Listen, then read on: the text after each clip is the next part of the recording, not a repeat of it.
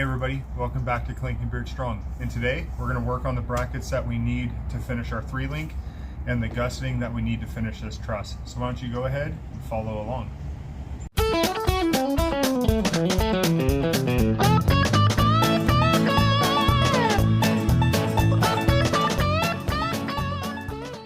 Okay, our first step is we need to go ahead and make some cardboard templates, see how they look and fit on the truss here. And then we're going to go ahead and transfer those over to some 1/4 inch plate and then get to start the fun process of running the angle grinder for hours and hours. So why don't we go ahead and get that started in 3, 2, 1. Here we are again with our good old tried and true CAD. That's right, cardboard aided design. Now, like I said in the last video, there's definitely more elegant ways of doing this, but you just can't beat a good old pencil, straight edge, and some cardboard. It just never seems to let you down.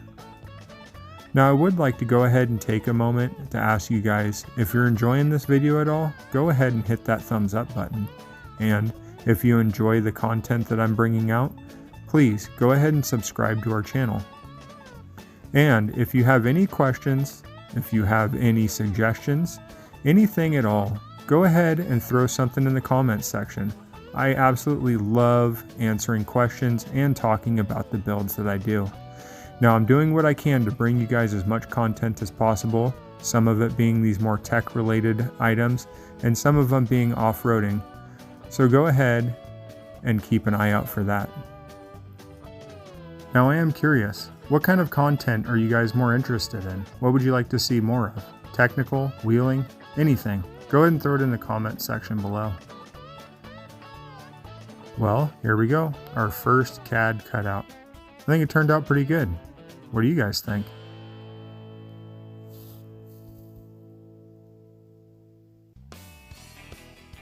Now, this is the truss tie-in plate. I was originally planning on having it dive back into the I-beam section, but I ended up changing it to where it ties all the way down the axle tube. I think that made it a little bit more rigid, or at least I am assuming it is.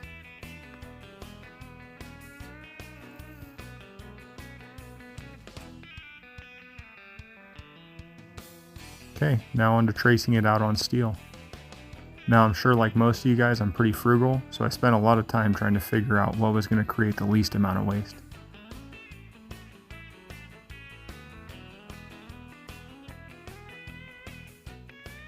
Oh, and yes, anything is a work surface if you want it to be badly enough. There you go, all cut out. What do you guys think? I think that turned out pretty good just for a good old-fashioned angle grinder. And here we are, on to drilling out all the holes.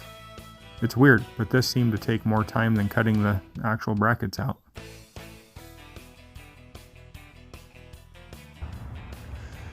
Okay, there we go. We got some brackets up there which just need a little bit of fine tuning to get it at the angle that I want. We got all these cut, and as you can tell, we got some different size holes there, which I kind of smoked a few hole saws trying to get this cut, but I think that should work. And if I want to make those all even sizes, I can do that again in the future. Just go in there and hit it with a step bit, but not a huge deal for now. It'll be nice to get it back together. And then there we go, that guy will be in there like that. So we'll go ahead and get a little bit of welding going and see how this all turns out. What kind of welding machines do you guys use? I have a Hobart Handler 190. It's not really the most expensive machine out there or the fanciest, but it really does do the job.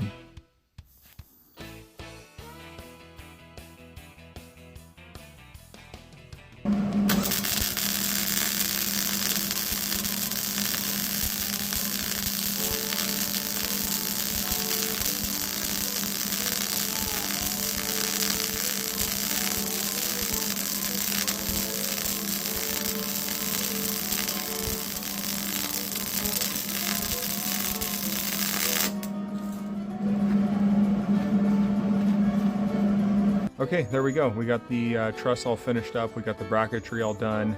and we're all fully welded. We're now ready to paint it, and we are going to do a little bit of maintenance to the axle first. So let me turn you around here and you guys can see what.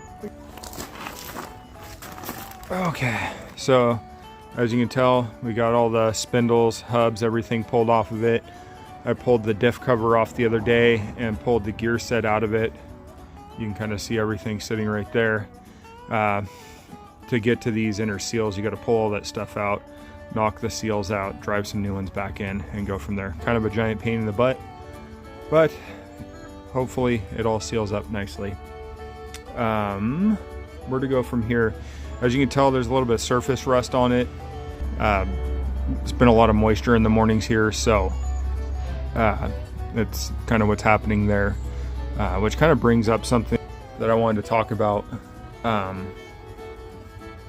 It's really easy when you're watching videos like this. You know, you see 10, 15, 20 minutes worth of work in a video, and it looks like people are just flying through projects. And there are some people that have a lot of free time and can get things done in a timely manner. I started this project back in August. It's now currently November. It's obviously taking me a lot of time. So I just kind of wanted to bring it up. You know, don't look at what people are doing and assume that it's just you know, and it's done. There's a lot of time, effort, and energy that goes into it, especially when you're trying to, you know, carry a full-time job, take care of your kids, all that kind of good stuff.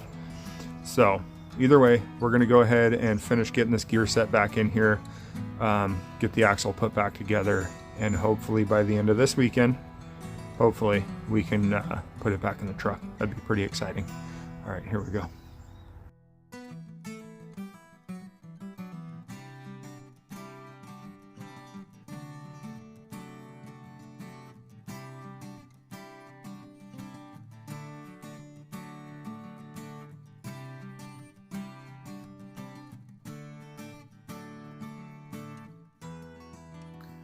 There she is, all back together and ready for paint. Quite the transformation, I think. What about you guys? What do you think of it? Do you think that'll hold up?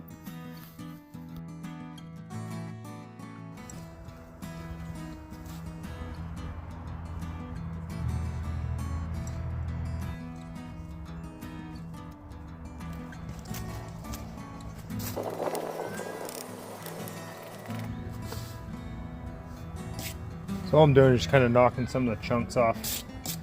I never try to get things like this too pretty, because it doesn't matter how nice you paint it, it's going to look like garbage in a little bit anyway. So I just grab whatever the cheapest can of paint I can find at the time is, clean the chunks off of it, and go from there.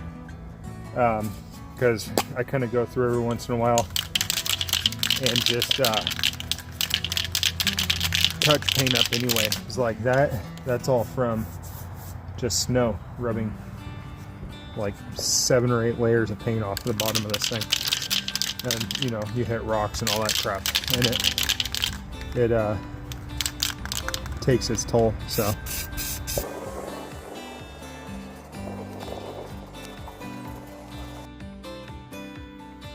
So one thing I somehow managed to miss getting footage of was building new lower control arms for the truck. The old ones were Rubicon Express short arms for a TJ that I had cut and extended, and I figured maybe it was time for some new ones. So what I decided to use were these Rough Stuff Specialties 2-inch by quarter wall DOM tubes that are pre-bent for their trailing arm applications.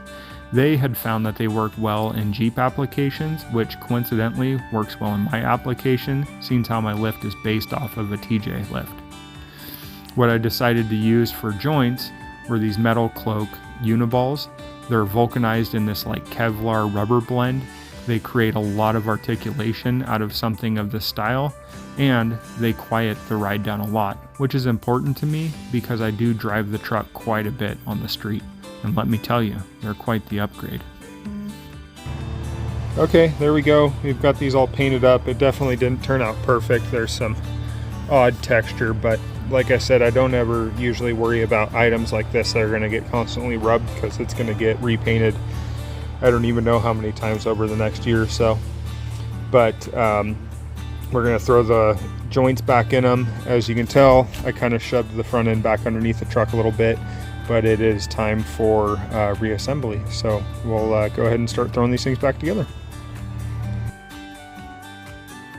I tell you what, I've been really working like a dog trying to get this shop built so that I can use it, and it pains me pretty badly to have this nice fancy concrete and I'm still stuck out here in the mud like usual. But on the bright side, look at that nice pretty sunset. It's not too bad to work to. What do you guys think?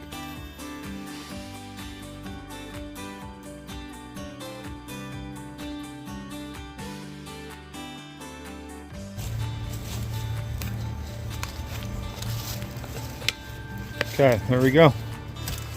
She's all kind of back together. Just need to clean the rust off the rotors. Probably sand the pads down a little bit because I bet they're a little rusted up too. But let's see, upper link, new lower links. Obviously we need to figure out the driveline situation, get this thing fully on its own weight, and then we can tighten everything down. We're probably going to just weld the old driveline back together for the time being, as I have a different transmission that's going to be going in this truck at some point, and I don't want to have to build two drivelines, one for just a short period of time. So my hope is that we'll actually get it in this winter sometime as we have some downtime. The only other thing I got to double check is I got to make sure the caster is close. Normally I run like 8 to 12 degrees of caster. I feel like that gives me the best kind of on-road performance with the 40-inch tires. But we shortened up these lower links by 3/4 of an inch, and I think I was only able to get maybe like 5/8 possibly out of the upper ones. So that's going to affect it a little bit. If I was at 12 before and that knocks me to like 8 right now, I'm going to call it good, like 7 or 8. I'm going to call it good as long as it drives nice. If not, then I'm going to have to lengthen these lower links back out like another 1/4 inch or more to get my caster back in there. So we'll just have to see, but either way, sand down brakes, get the brake pads on. I'll probably wait till I get it out in front of the garage to fill it with oil, but slap the tires back on it and see if this thing moves. Kind of curious to see if it even starts up.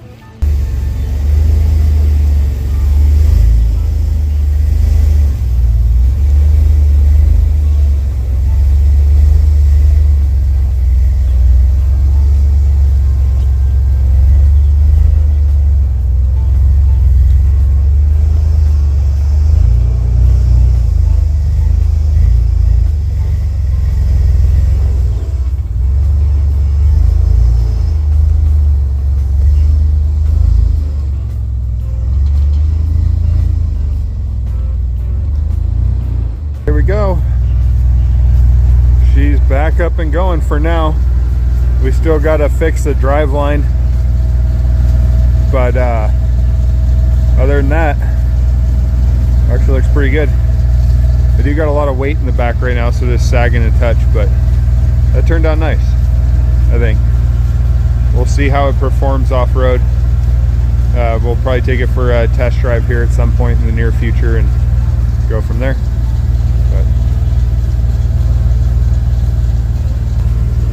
Alright, so I think the biggest thing to learn from this whole experience is, you know, don't be scared to dive in.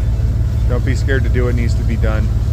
And, you know, just pick away a little bit every day and you'll get something accomplished. Either way, guys, thanks for watching. Hope you all have a great week, and we'll catch you as soon as I can bring you out some more content.